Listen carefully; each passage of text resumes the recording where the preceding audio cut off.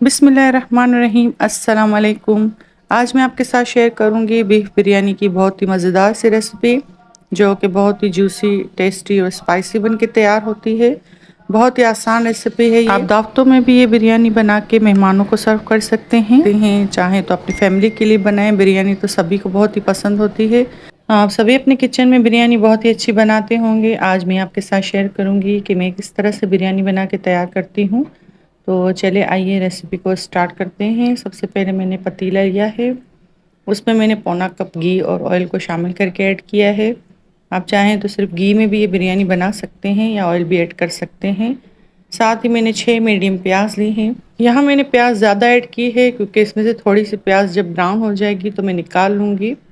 वो लास्ट में जब बिरयानी को दम लगाएंगे तो ऊपर मैं ऐड कर दूँगी। प्याज हमारी अच्छी सी गोल्डन ब्राउन हो चुकी है। तकरीबन 2 मीडियम प्याज के करीब मैंने इसमें से प्याज निकाल ली है। अब यहाँ मैं बीफ ऐड कर दूँगी। बीफ तकरीबन मैंने 3 पाव के करीब लिया है। ये मैं 1 केजी राइस की रेसिपी शेयर कर रही हूँ। हड्डी वाला गोश्त है, आप चाहें तो बोनलेस भी ले सकते हैं। यहाँ मैंने 1 केजी राइस लिए हैं और इसमें मैंने 3 पाव के करीब बीफ शामिल किया है। आप 1 केजी बीफ शामिल कर सकते हैं। साथ ही मैंने इसमें आधा कप पानी शामिल किया है। बीफ को प्याज के साथ अच्छे से भून लेंगे तकरीबन 5 से 10 मिनट के लिए। यहाँ मैंने बीफ को ऑयल और प्याज के साथ अच्छे से भून लिया है। इसी के साथ मैंने 4 मीडियम टमाटर लिए हैं, इसको मैंने स्लाइस में कट कर लिया है। ये मैं इसमें शामिल करूँगी। इसी के साथ मसाले भी शामिल कर देंगे। 1 टेबलस्पून मैंने पिसा हुआ धनिया लिया है। 1 टीस्पून इसमें हल्दी शामिल करेंगे। 1 टेबलस्पून के करीब इसमें कश्मीरी लाल मिर्चें शामिल की हैं। कश्मीरी लाल मिर्चों का पाउडर शामिल करने से बिरयानी में कलर बहुत ही अच्छा आता है। 2 टेबलस्पून के करीब लहसुन अदरक का पेस्ट शामिल किया है और 1 टेबलस्पून के करीब मैंने इसमें नमक शामिल किया है। नमक आप अपनी मर्ज़ी के मुताबिक ऐड कर सकते हैं। अब इन सारी चीज़ों को अच्छे से भून लेंगे। 3 से 4 हरी मिर्चें ली हैं दरमियानी, उसको मैंने चॉप कर लिया है, ये भी मैंने इसमें शामिल कर दिया है। 2 टेबलस्पून के करीब बिरयानी का मसाला शामिल कर रही हूँ। ये सारे मसाले मैंने 5 से 10 मिनट तक भून लिए थे। इसके बाद मैंने इसमें 1 गिलास पानी शामिल करके इसके मीडियम लो फ्लेम पर पकाया था तकरीबन 40 मिनट के लिए, ताकि बीफ हमारा अच्छे से गल जाए। यहाँ मुझे 30 से 35 मिनट हुए हैं गोश्त को भूनते हुए और गोश्त भी हमारा तकरीबन गल चुका है। अब मैं इसमें आलू शामिल करूँगी। आलू आपकी मर्ज़ी है, अगर आपको पसंद है तो आप ऐड करने वरना आप स्किप भी कर सकते हैं। साथ ही मैंने इसमें आधा गिलास और पानी शामिल किया था ताकि आलू हमारे जल्दी से गल जाएँ। जब आलू हमारे अच्छे से गल गए थे तो मैंने इसमें हाफ़ कप दही शामिल किया है। उसमें मैंने 1 चुटकी ज़र्दे का कलर शामिल किया है। इससे बिरयानी में कलर बहुत ही अच्छा आता है, तो आप भी ज़रूर ऐड कीजिएगा। अब दही ऐड करने के बाद मैं इसको और पकाऊंगी तकरीबन 5 से 10 मिनट के लिए। कौरमा हमारा तकरीबन रेडी है। अब मैं इसमें हरी मिर्चें शामिल करूंगी, दरमियानी वाली 3 अदद। आप चाहें तो छोटी वाली हरी मिर्चें भी इसमें शामिल कर सकते हैं, इससे खुशबू बहुत ही अच्छी आती है। अब चावल बॉयल करेंगे।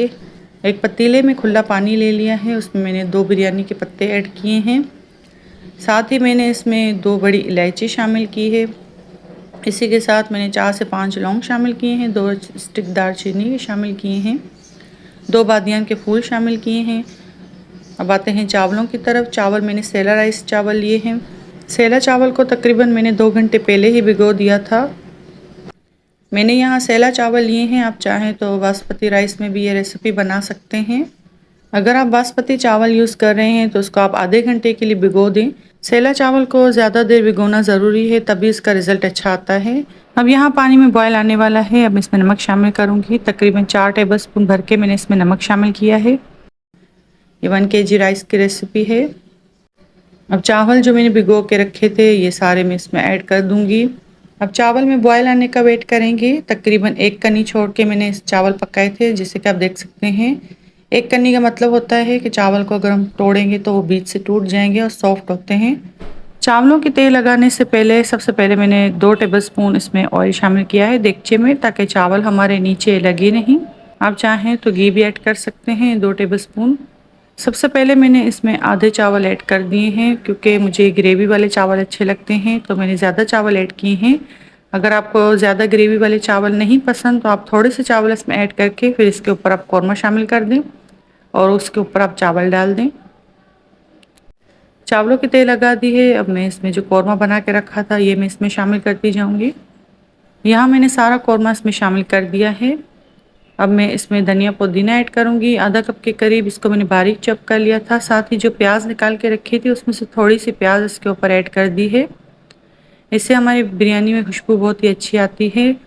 अब जो चावल रखे थे वो उसके ऊपर तेल लगा दूंगी मैं चावलों की। और बिरयानी के पत्ते जो मैंने ऐड किए थे बॉईल करते वक्त उसको मैंने निकाल लिया है। चावलों के तेल लगाने के बाद मैंने इसमें जो प्याज रखी थी गोल्डन ब्राउन करके, ये भी इसके ऊपर मैं ऐड कर दूंगी। साथ ही मैंने जर्दे का कलर लिया है, 1 चुटकी जर्दे का कलर, इसमें थोड़ा सा पानी शामिल करके ये इसके ऊपर ऐड करेंगे। ये आप ज़रूर ऐड कीजिएगा, इसमें बिरयानी के चावलों पे बहुत ही अच्छा कलर आता है। रेस्टोरेंट स्टाइल जैसे बिरयानी बनके तैयार होती है। अब मैं इसमें घी शामिल कर दूंगी तकरीबन 2 टेबलस्पून के करीब। इसके बाद मैंने इसको दम पे रख दिया था तकरीबन 15 मिनट के लिए। अगर आपको लगे कि आपके पतीले का बेस हल्का है तो आप नीचे तवा रख दें। मैंने नीचे तवा रखा था। इसके बाद मैंने 5 मिनट मीडियम हाई फ्लेम पर पकाया था, फिर 10 से 15 मिनट इसको दम दे दिया था मीडियम लो फ्लेम पर। और ये मज़ेदार सी स्पाइसी सी बिरयानी हमारी तैयार है। आपको वीडियो में देख के अंदाज़ा हो रहा होगा कितनी यमी बन के तैयार हुई है। जो जर्दे का कलर इस पर शामिल किया था उससे कलर कितना ही अच्छा आया है बिरयानी पर, बिल्कुल रेस्टोरेंट स्टाइल जैसी बन के तैयार हुई है।